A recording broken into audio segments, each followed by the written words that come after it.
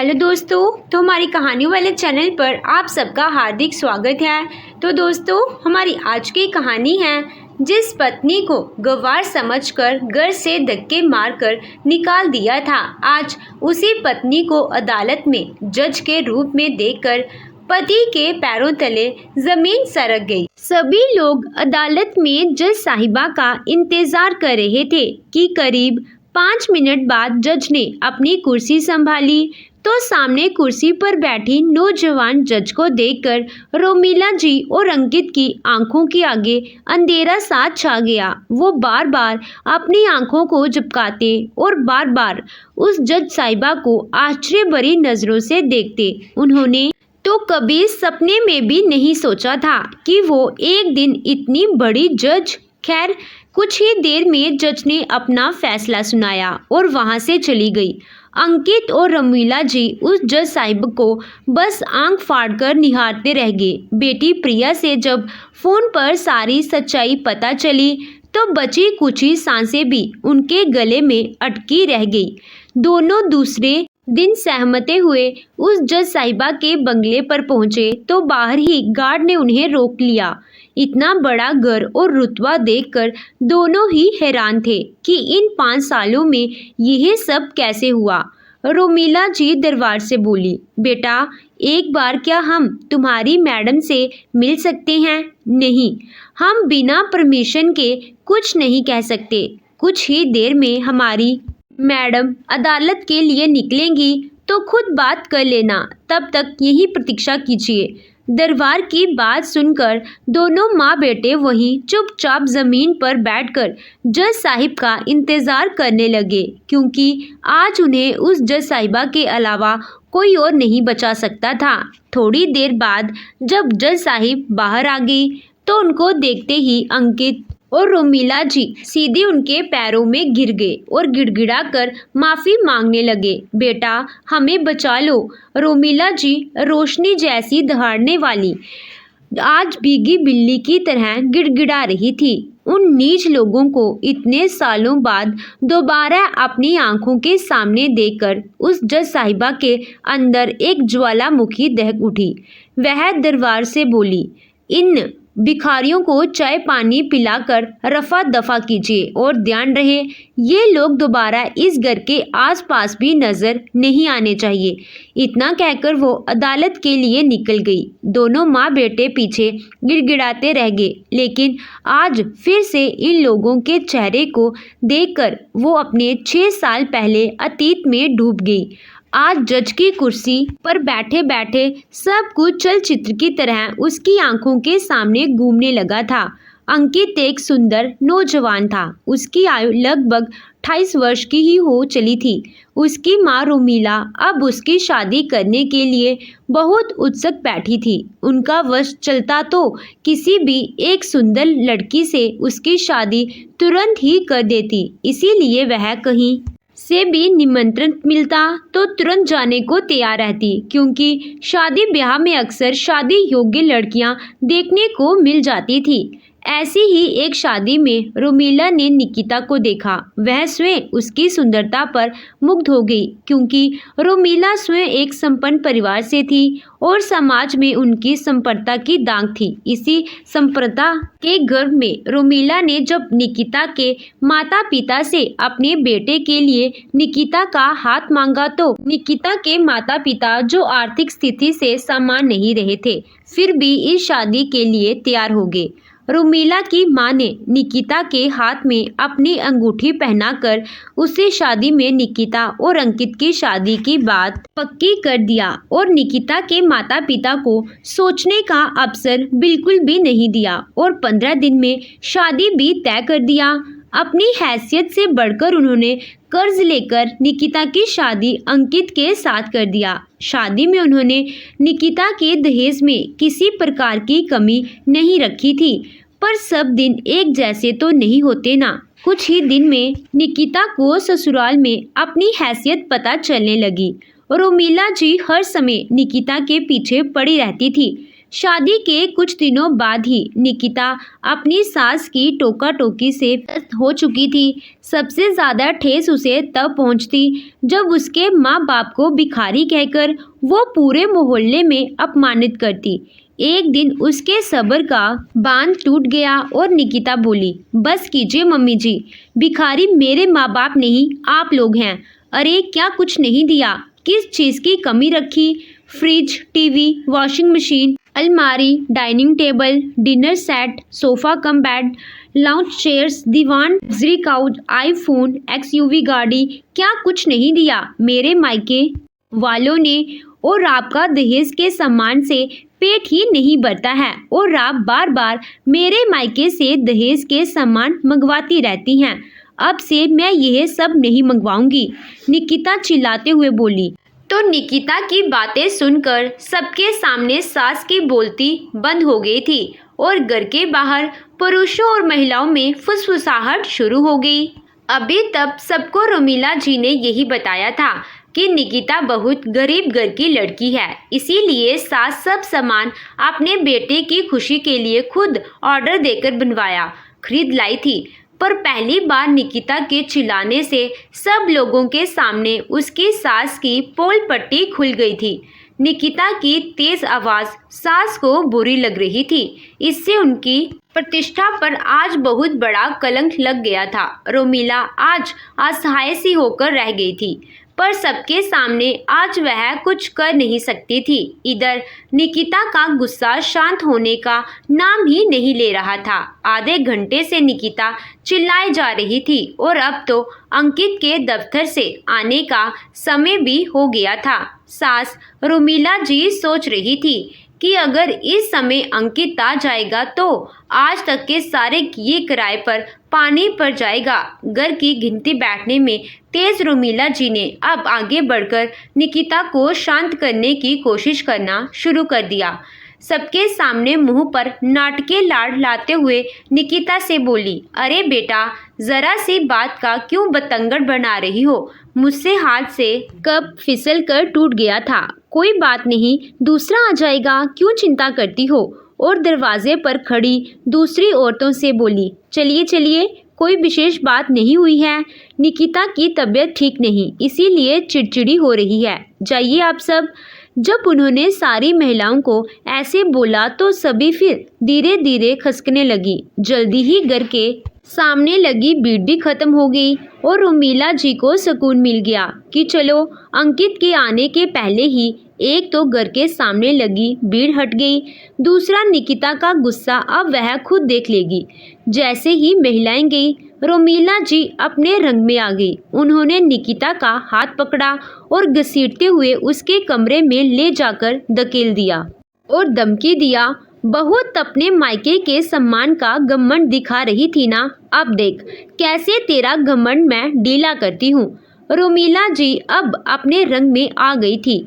उसने निकिता को जल्दी जल्दी में कई थप्पड़ भी जड़ दिए। मार लीजिए, जितनी मर्जी हो, वैसे ही मैं जी कहाँ रही थी, बस इस घर में सांस ही आ जा रही है। मुझे पता है कि अब अंकित आ रहा होगा तो अब उसमें मेरी झूठी शिकायतें जड़ी जाएंगी जिससे वह मुझे पीटे और आप मुझे पीटता हुआ देखकर स्वर्गीय सुख का आनंद लें। पर अब मैं चुप रहने वालों में नहीं हूँ, मैं भी जिंदा रहना चाहती हूँ और आप देखिएगा मैं जिंदा रहकर दिखाऊंगी। पहले आज का प्रसाद तो ले ले, फिर जिंदा रहकर दिखाना। और इतना कहकर रोमिला जी ने एक और थप्पड़ जड़ दिया। इतने में ही अंकित घर में आ गया, क्योंकि रोमिला जी बाहर का दरवाज़ा बंद करना भूल गई थी। यह दरवाज़ा क्यों खुला है? अंकित ने पूछा। इससे पहले ही निकिता कुछ कहती कि रोमिला जी झूठे आंसू बहाते हुए बोली, बेटा, कितनी बार इससे कहा है कि घर का काम निपटा कर दूसरी महिलाओं से बदकही मत किया करो, पर इसे कोई फर्क ही नहीं पड़ता है। आज भी यह दरवाज़ा खोलकर घर के सारे काम छोड़कर दूसरी औरतों से अपने मायके का बढ़ चढ़ कर बेख्यान कर रही थी। इतने में सारा दूध बह भी गया और बचा खुचा जल भी गया। मैंने इसे बुलाया तो इसने मुझे सबके सामने धमकाया कि अंकित को आने दो, फिर तुझे बताती हूँ। और इस तरह से अंकित को रोमिला जी ने झूठी पट्टी पड़ा दिया। चल उठ, पहले माँ से माफ़ी मांग तो शायद तेरी सज़ा कुछ कम हो जाएगी, वरना। अंकित अपनी पहनी हुई बेल्ट निकालने लगा। निकिता समझ गई कि अगर उसे अपनी जान बचानी है तो माफ़ी मांगनी ही पड़ेगी। इसीलिए सास की तरफ चेहरा करके घूरती नज़रों से देखते हुए सास से झुककर माफ़ी मांग लिया। रोमिला जी अपनी जीत पर टेढ़े मुंह मुस्कुराते हुए चली गई। अंकित भी पीछे से निकल गया। अंकित अपनी माँ का चमचा बेटा था।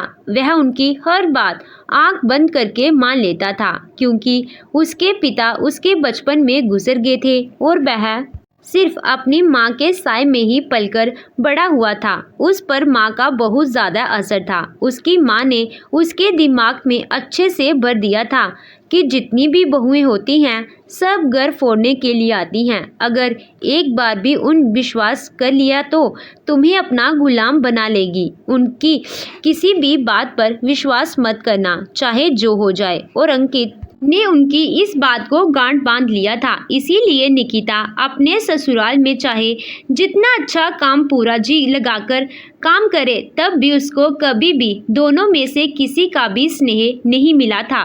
इस कारण आज तक निकिता हमेशा तनाव और अवसाद में रहती, और जब भी उसके संबंध अंकित से अच्छे होने लगते हैं तब उसकी सास का झूठ बोलना बढ़ जाता है। वो निकिता और अंकित की नज़दीकियां बर्दाश्त ही नहीं कर पाती है। उसने बहुत सोचा पर इसका कारण समझ नहीं पाई। जब अंकित घर पर नहीं होता वह कुछ ना कुछ बहाना बनाकर कुछ ऐसा कर देती जिससे रोमिला को अंकित से शिकायत कर उसे पिटवाने का बहाना मिल जाता। एक बार निकिता ने अंकित को अपनी सफाई देनी चाहिए तो पहले अंकित ने सुनने से मना कर दिया, पर जब उसने सुनने के तैयार हुआ तो कमरे के बाहर खड़ी रोमिला जी तुरंत कमरे में आ गई और अंकित को बहाने से बाहर बुला ले गई। उस दिन रोमिला जी ने सर दर्द और बुखार का बहाना बनाकर अंकित को निकिता के पास भी नहीं आने दिया। निकिता की ननद प्रिया से उसकी बहुत पटती थी, क्योंकि दोनों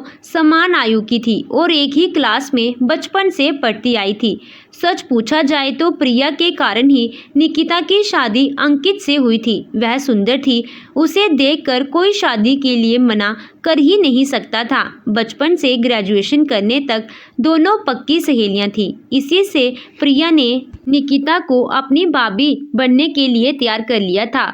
तब ना तो प्रिया को ना निकिता को रोमिला जी के इस ईर्ष्यालु स्वभाव का पता था। जब शादी होकर निकिता आई तब उसके दहेज से पूरा घर आंगन भर गया था। अंकित भी निकिता की सुंदरता के पीछे लट्टू होकर नाचने लगा था। यह सब देखकर रोमिला जी को लगा कि अब उनका बेटा उनके हाथ से निकल गया और वह तरह तरह से अंकित को उल्टा सीधा पढ़ाने लगी। प्रिया भी शादी होने के कुछ दिन बाद अपने ससुराल चली गई।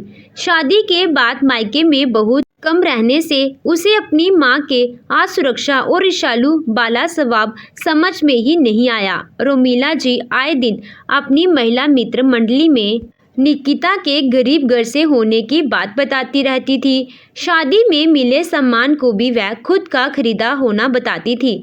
पूरी कॉलोनी में रोमिला जी के बहुत अच्छी सास होने की चर्चा थी, पर घर के अंदर रोमिला जी का स्वभाव और प्रकृति एकदम ही बदल जाती थी। एक शाम रोमिला जी ने अंकित के सामने चाय के साथ पकोड़े बनाकर बाहर लॉन में लाने के लिए कहा, पर यह बात उसने इतनी धीरे से कही कि सिर्फ उसे और अंकित को ही सुनाई पड़ा। निकिता अपने कमरे में अंकित के कपड़ों में प्रेस करने के बाद अलमारी में कपड़े लगा रही थी। उसे रोमिला के चाय पकोड़े बना लेने की आवाज़ नहीं सुनाई पड़ी।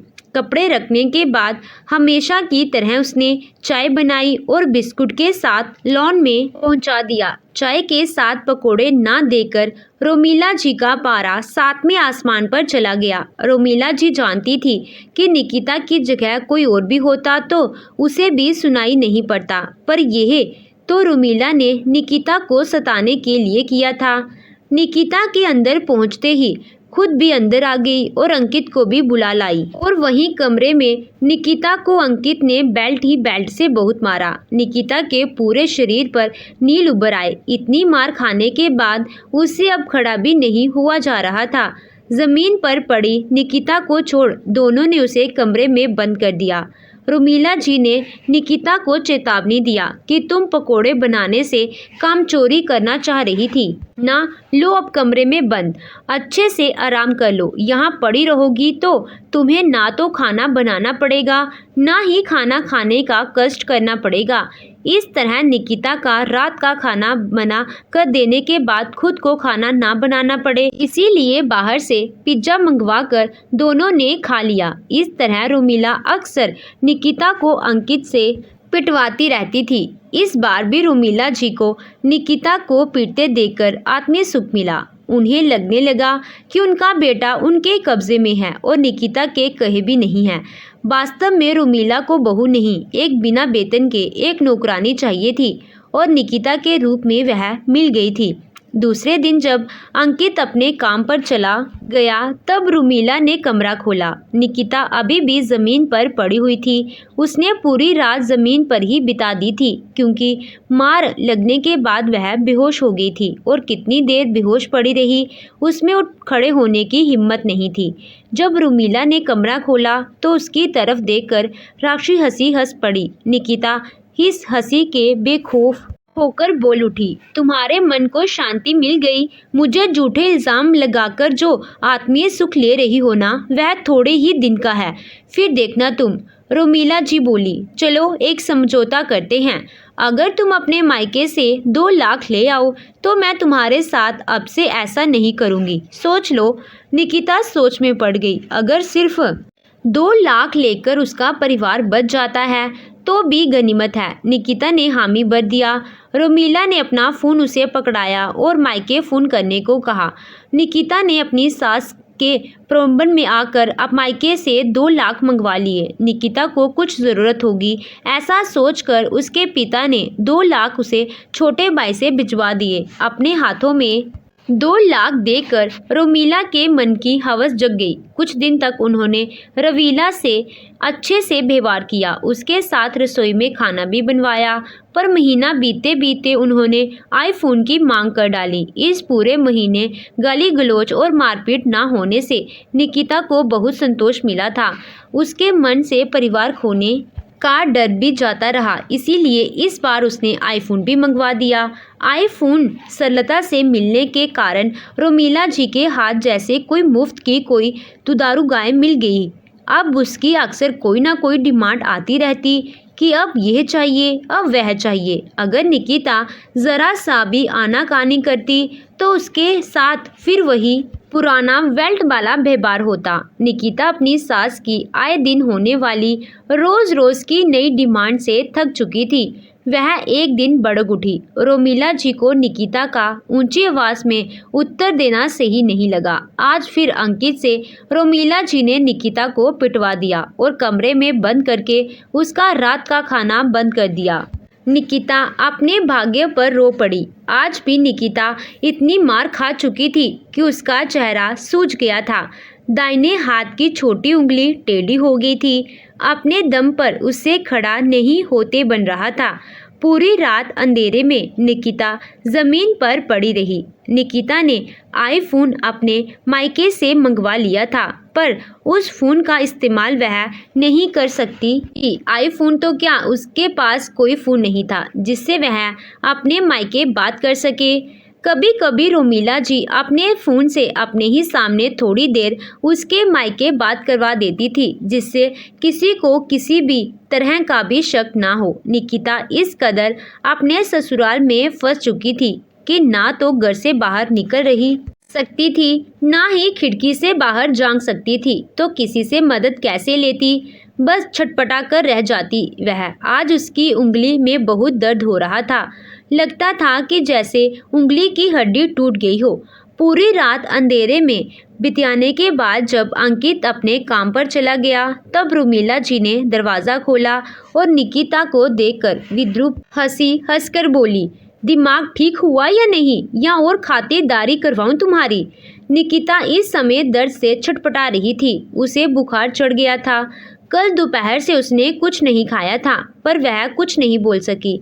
पर कहते हैं, जिसका कोई नहीं होता उसका भगवान होता है। दोपहर होने को आ गई थी और इसी समय दड़दड़ाते हुए प्रिया चली आई और अपना सामान लेकर ड्राइंग रूम में पटक दिया और भाभी भाभी आवाज़ लगाने लगी। प्रिया को देखकर रोमिला जी का माथा ठनका कि कहीं यह कुछ करे ना। प्रिया को निकिता से दुर्व्यवहार की बातें बिल्कुल भी पता नहीं थी और हर महीने दहेज लेने वाली यह सब बात तो बिल्कुल भी पता नहीं थी। उसने माँ से पूछा, भाभी कहाँ हैं? दिख नहीं रही हैं। भाभी चाय बनाओ ना। रोमिला जी ने बताया कि निकिता की तबीयत ठीक नहीं है, मैं बनाकर लाती हूँ चाय। रोमिला जी चाय बनाने रसोई में चल दी और उसे ध्यान ही नहीं रहा कि निकिता ज़मीन पर पड़ी हुई होगी। कहीं प्रिया ने देख लिया तो बवाल खड़ा कर देगी, और जिस बात का डर था वही हो गया। प्रिया निकिता के कमरे में पहुंची। वहां का हाल देखकर स्तंभ रह गई। निकिता अभी भी भूखी प्यासी जमीन पर पड़ी हुई थी। उसका चेहरा सूजा हुआ था। दाहिने हाथ की अनामिका उंगली टूटी हुई थी। पूरे शरीर पर डंग के कपड़े भी नहीं थे। पूरे शरीर पर नील के ताज़े निशान पड़े थे। निकिता को बोलने की जरूरत ही नहीं पड़ी। प्रिया सब समझ गई। उसे एक बार भी अपने माँ बाई का ख्याल नहीं किया और तुरंत अपने मोबाइल से उसकी कुछ फ़ोटो खींची और 119 पर पुलिस को फ़ोन कर दिया। अगले 20 मिनट में पुलिस आ गई। यह सब देखकर रोमिला जी के तो पैरों तले ज़मीन ही सरक गई। उन्हें यकीन ही नहीं हो रहा था कि उनकी बेटी उनके साथ ऐसा करेगी। इसके पहले कि रोमिला जी कुछ कर पाती, लेकिन प्रिया ने अपनी मां से मुंह फेर लिया और पुलिस रोमिला जी को अपनी गाड़ी में बैठाकर थाने ले गई। पीछे से अंकित को भी थाने ही बुलवा लिया। निकिता का मेडिकल टेस्ट हुआ और प्रिया ने उसके माता पिता को भी फ़ोन करके बुला लिया। प्रिया अपनी बचपन की सहेली की इस स्थिति का जिम्मेदार अपने को मानने लगी थी। इसीलिए उसने पुलिस बुलवाकर माँ और भाई को हवालात में डलवाकर अपनी गलती का प्रायश्चित किया। रोमिला जी और अंकित के हवालात में जाने के बाद निकिता ने ननद को रो रो कर अपनी सारी आपबीती सुनाई। निकिता के साथ गड़े व्यवहार को सुनकर प्रिया बहुत दुखी हुई।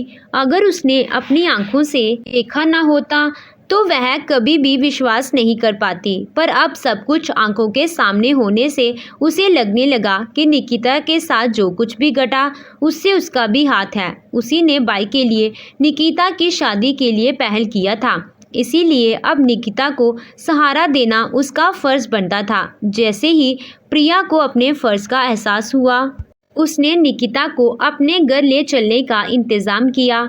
प्रिया के घर आकर निकिता को अपने दर्द पर मरहम लगने जैसा लगा। धीरे धीरे प्रिया ने निकिता की ज़िंदगी में लौटने में मदद की। फिर उसने निकिता को आगे पढ़ने में भी मदद किया। प्रिया ने निकिता से पूछा, तुम किस विषय में रुचि रखती हो? तुम पढ़ो, मैं तुम्हारे साथ हूँ। निकिता ने भी सोचा कि कितने दिनों तक प्रिया के सहारे बिताना उचित रहेगा। अब उसे अपने लिए जीना सीख लेना आना चाहिए। प्रिया का सहारा पाकर निकिता ने LLB में एडमिशन ले लिया। धीरे धीरे निकिता ने अपना LLB एग्ज़ाम क्वालिफाई कर दिया। फिर उसने PCSJ की परीक्षाएं भी पास कर लिया और जज बन गई। निकिता आज जज की कुर्सी पर बैठी थी और याद आने लगा उसे वह दिन जब रोमिला जी ने उसकी उंगली तोड़ दिया था। अंकित ने उसे बेल्ट से मार मार कर अधमरा कर दिया था। आज उसकी मेहनत का नतीजा देख रही है। LLB और PCSJ की परीक्षा करने और उस घटना को घटे बीच में 6-7 साल का समय निकल चुका था। इस बीच रोमिला जी और अंकित को जमानत निकिता ने एक बार भी नहीं होने दी। 7 साल के बाद जब दोनों बाहर निकले तो सारी अकड़ निकल चुकी थी। जेल अच्छों की ऐंठ खोल देता है। यही रोमिला जी के साथ भी हुआ। माफ़ी की गुहार लगाते हुए जब वो प्रिया के पास गए तो प्रिया ने दोनों से अपना रिश्ता तोड़कर उनके मुंह पर दरवाज़ा दे मारा। आज एक केस की सुनवाई थी तो रुमिला जी और अंकित भी वहां मौजूद थे। सब लोग जज का इंतज़ार कर रहे थे कि जज के आते ही सामने का नज़ारा देखकर माँ बेटे के पैरों तले ज़मीन सरक गई, क्योंकि वो जज कोई और नहीं बल्कि निकिता थी। उसे जज की कुर्सी पर देखकर तो ही हैरान थे। उन्हें अपनी आंखों पर विश्वास नहीं हो रहा था कि निकिता इतनी बड़ी जज बन गई है। दूसरे दिन रोमिला जी ने निकिता के बंगले पर जाने का निर्णय लिया। वह अंकित के साथ निकिता के बंगले पर पहुंचे और रोमिला ने निकिता के पैरों पर झुककर माफ़ी मांगी, पर निकिता ने अपनी सहायिका और दरबान को बुलाकर निर्देश दिया कि दोनों भिखारियों को चाय नाश्ता करवाने के बाद घर से बाहर निकाल दिया जाए। रोमिला जी गिड़गिड़ाते हुए बोली, हमें माफ़ कर दो बहू, हमसे बहुत बड़ी गलती हो गई है। निकिता गुस्से से दहाड़ते हुए बोली, बहू? किसकी बहू और किस बहू की बात कर रही हैं आप, जिसके हर जख्म को आपने नासार बना दिया था? चले जाओ तुम दोनों यहाँ से, इससे पहले कि मैं अपने नौकरों से कहकर तुम लोगों को अपमानित करते हुए यहाँ से बाहर निकलवाऊं। इतना कहकर निकिता उन दोनों के सामने ही कोर्ट के लिए निकल गई। दोनों निकिता को जाते हुए बस ताकते रह गए। तो दोस्तों, आप इस सब भी बताइए कि निकिता ने उन्हें माफ़ ना करके सही किया या गलत। कमेंट बॉक्स में अपने राय विचार लिखकर ज़रूर बताइएगा। और आपको कहानी कैसी लगी? कहानी अच्छी लगी हो तो वीडियो को लाइक कीजिएगा, चैनल पे नए हो तो चैनल को सब्सक्राइब कीजिएगा। Thank you.